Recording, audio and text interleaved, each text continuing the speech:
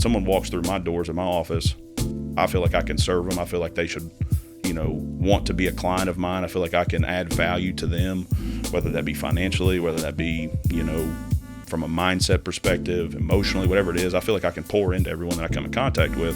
You have to understand and put things in perspective so that you can focus your time and efforts on the things that do matter and the people that do matter, because those are the things that need your time, need your attention, need your devotion. And just with the natural course of business and the way things work, you can't please everyone. Not everyone is going to be your client, and so what I've done and grown through over the years is understanding that. The Mark Biggs Show. What's up, everyone? It's your host, Mark Biggs of the Mark Biggs Show. So glad that you're here today. Today's going to be probably a little bit more of a serious tone than the last few have been, but I still think that what we're going to talk about today is going to add value to you. I'm kind of speaking through the lens of some of the experiences that I've had, going all the way back to the first episode where I kind of gave you the synopsis of what my life's been like from 18 to now. A lot of people know that my father passed away when I was 18 years old in 2012. And a lot of people know that about my story, but they don't really know, kind of the inner workings of how that changed me as a person.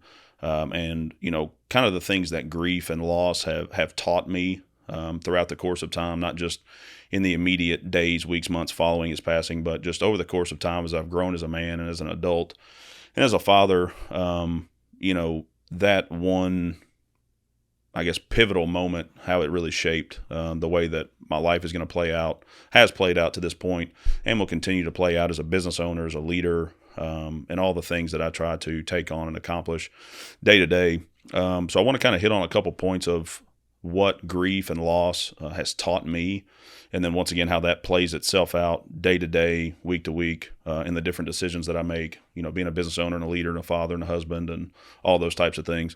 And the first thing that really comes to mind is that life doesn't stop for anyone. And that's kind of a sobering reality when you sit back and really think about it, because when you sit back and think about yourself and the people closest to you, obviously the importance and the weight of what your inner circle means to you really presents itself each and every day if you really start to dive into it. But I think the hardest part with losing someone like that and the grief that comes along with it is the finality of it. I remember looking out the car window on the way home from Vanderbilt, where Dad passed away, on the way home, an hour or two or however long we stayed there. All that time is kind of a blur. But after he passed away and we're driving home and just staring out the window of the car, just thinking to myself, like, wow, we got to go back home and we got to go, back to our day-to-day lives at some point. And, he's not here. So the finality of it is what a lot of people never come to grips with. And I think that's what really cripples people if they allow it to. And so one of the things that you have to truly understand, hopefully before you enter into a season of loss, and I hope, for anyone watching this, that I hope you've never experienced that. And I hope that nothing happens like that soon. But at the same time, as humans, we're all going to face something like that at some point. And so being self-aware enough to understand that it doesn't stop for anyone. Whenever, something like that happens, you have to go back to what it is that you're trying to do for yourself, for your family, the people closest to you. And it should really shape the way that you live your life day to day. It should allow you to tell people how you feel about them, to tell people you love them, that you care for them, give people their flowers, so to speak, while they're here. And I think our generation, the younger generation, has done a better job, no offense, baby boomers, but as to being, verbal with their friends, verbal with their friendships, and, their close inner circle, as to telling people how they feel about them and how much they mean to them and care for them. And I think that stuff is important, and it allows you to deepen those relationships with the people closest to you, while understanding that at some point, if someone that's in your inner circle isn't there, they're still going to want the best for you, and your life still has to go on, because once again, it doesn't stop for anyone. And that kind of leads me to the next thought that I have about this particular subject, and that is that most people, I know this sounds harsh, but most people and most things don't matter. When you sit back and you really think about the depth of losing a parent, losing a child, losing a spouse, losing, one of your best friends, like from a finality type of standpoint, when it comes to death and loss, you understand, like, when you sit back and you're really reflecting on those things, that most people and things that you worry about day to day, week to week, don't matter. And like I said, I know that sounds harsh, but like the way that should present itself for you, and hopefully how it presents itself for me and others around me, is in my decision making, understanding that like the weight of some of these decisions and the way that so and so said this or did that, that's pressing on me mentally just because of who I am and being kind of a natural people pleaser and wanting, the people that I come in contact with to like me. And I think part of that comes along with being a business owner and feeling like you really have to serve everyone that you come in contact with. You can't let those things just water your thought process and your mind down, because at the end of the day, most of those thoughts and feelings and emotions don't matter, because 10 minutes or 10 days or 10 months from now, you're not even going to remember that conversation. And so that's one of the things that I really think has shaped the way that I've been a business owner. And I have to fight it too, just like anyone else does, because like I said, I'm a people pleaser. When someone walks through my doors in my office, I feel like I can serve them. I feel like they should, want to be a client of mine. I feel like I can add value to them, whether that be financially, whether that be, from a mindset perspective, emotionally, whatever it is. I feel like I can pour into everyone that I come in contact with. And just with the natural course of business and the way things work, you can't please everyone. Not everyone is going to be your client, and so what I've done and grown through over the years is understanding that regardless of how that interaction with that consumer went, that customer went, that colleague went, that kind of a thing, I can't sit here and let it weigh down for an extended period of time my thought process, because time's too valuable. Life doesn't stop for anyone. And at the end of the day, most of those conversations and thoughts probably aren't as deep as I'm making them out to be in my own head. And I know other people are guilty of that too. We kind of take things and we replay conversations, and they're like, man, I really don't want that person to be upset with me.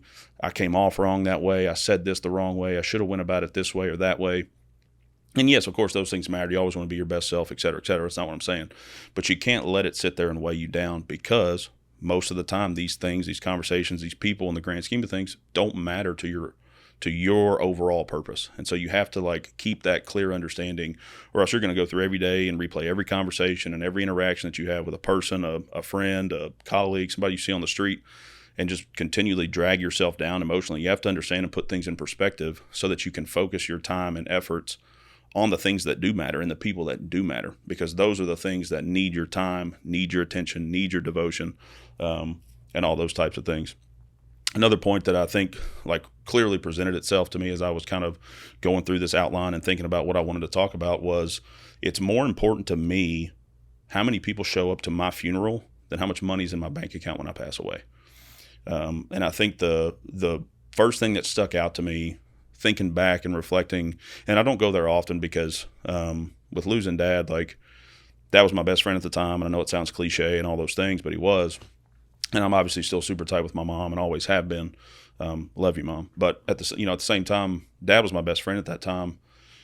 And thinking back too deep into that always puts me in an emotional place, because I'm good at compartmentalizing things, and I keep that in a certain spot. And I usually go there, a lot of times I'll see anger presenting itself at different times, different emotions when I know it should be. And those are the times I know I'm just I need a moment to where I go to that spot and have that emotion and let that out. But I try to keep that compartmentalized. But when I was thinking back about Dad's funeral, and just Dad was, to the outside world and the way everybody knew him, was a grocery store manager at Kroger, a local grocery store here in town. So when you if you just read about it in the paper, didn't know who he was, didn't know our family, or just read about it, let's just say it was a story and you read it on the pages, he would just seem like a common blue collar everyday folk, because that's what he was to the outside world. However, the true impact that he had, in my opinion, was shown with how many different people, walks of life, families, former coworkers, colleagues, all those things were just lined out the door for hours the whole time that we had visitation going on. And, we sat back and we talked about it briefly after that, my brothers, my mom, and my grandparents at the time and everything else. And just the outpouring of respect, obviously a lot of people respected our family too, but the outpouring of respect just showed me the impact that he had on the people that he came into contact with day in and day out, whether that be somebody that worked for him. I remember talking to a guy that worked for him 15 or 20 years ago although it was just for a brief moment, but he had heard that he had passed and he wanted to come to show his respect to my dad.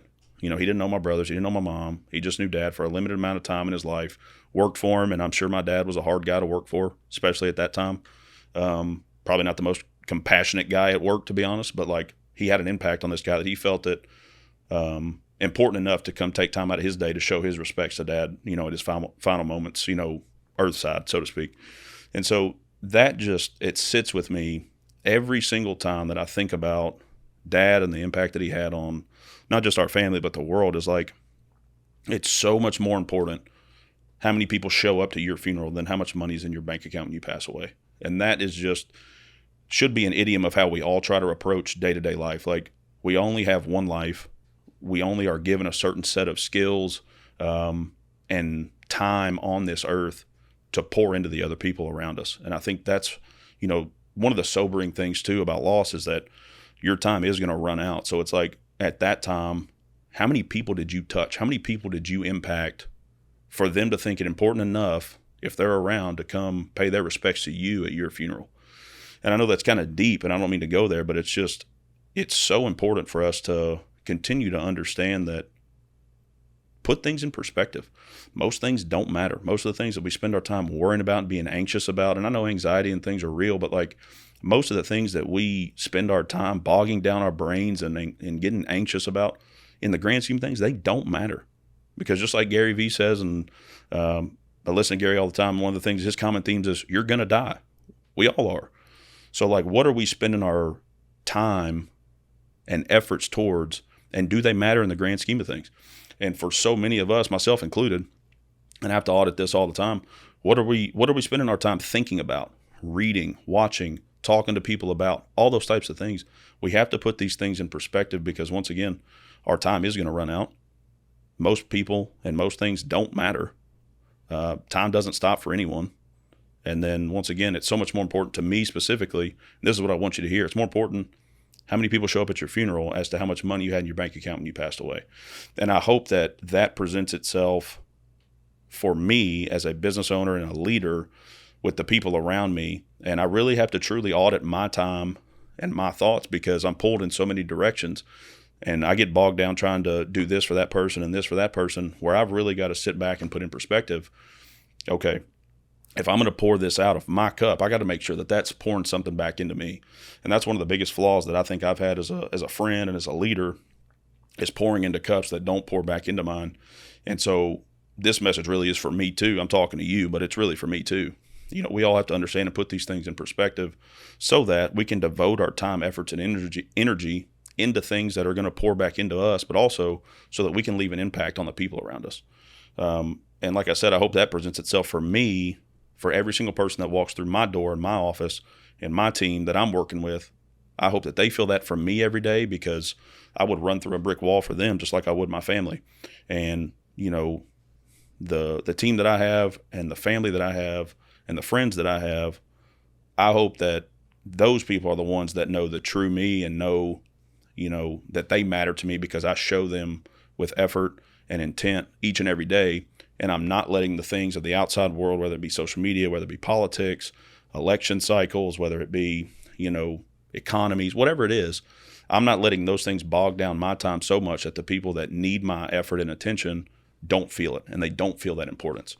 And then from a business owner's perspective, every person that walks through my door, I hope they feel that us as a team, we're going to pour into them and add value to them, because they're important to us. And so I want to leave you with that, because, as business owners, entrepreneurs, leaders, whatever the case may be, we have to understand time doesn't stop for anyone. It's more important how many people show up to your funeral than how much money you got in your bank account. For the third one, we'll pause it. And lastly, most people and most things don't matter. And so when we devote our time, effort, and energy into things that do matter in the grand scheme of things, we're going to live a more fulfilled life, and we're going to leave a greater impact on the people that we do come in contact with. So I know it's a little deep, a little heavy. Sorry to go there, but I just think that has just shaped so much of my life as an adult, and as a man and as a leader. And I really have to be careful with myself trying to pour out too much for too many people. I know that sounds cliche, and I don't mean for it to, but that's just my human nature, who I am.